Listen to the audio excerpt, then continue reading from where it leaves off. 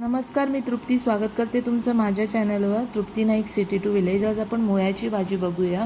बऱ्याचशा पालेभाज्या ज्या आहेत ती सेमच रेसिपी असते. झटपट होणारी पौष्टिक अशी भाजी आपण आता बनवूया. तर मी भाजी वगैरे कापून घेतलेली आहे. ते मी तुम्हाला आता बनवताना जे आहे त्याचं सांगणार आहे. सुरुवातीला मी एक पॅन घेतला, त्याच्यामध्ये तेल घातलं. 4-5 चमचे तेल आहे त्याच्यामध्ये. ते गरम झाल्यानंतर अर्धा चमचा जे आहे ते जिरं घातलं आणि जिरं तडतडल्यावर हिंग घातलं चिमूटभर. आणि त्यानंतर जे आहे मी पोपटी मिरची घेतलेल्या आहेत. या 4 पोपटी मिरच्या आहेत मोठ्या, ज्या धुवून मी कट करून घेतलेल्या आहेत, त्या घातल्या.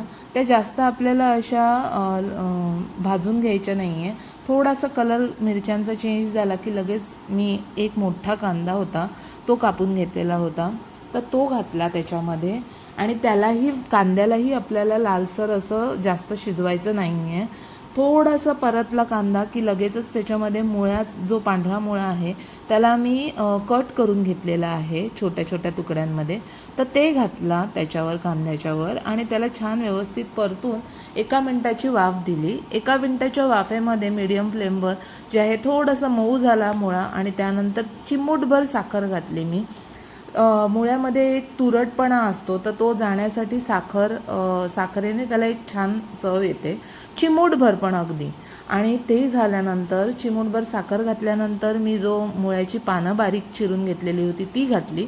आणि त्यावर मीठ घातलं अर्धा चमचा, कारण मुळा जो आहे तो वाफेवर अगदी कमी होतो, निम्मा होतो, तर त्याच्यामुळे अर्धा चमचा मीठ घालून त्याला छान वाफवून घेतलं.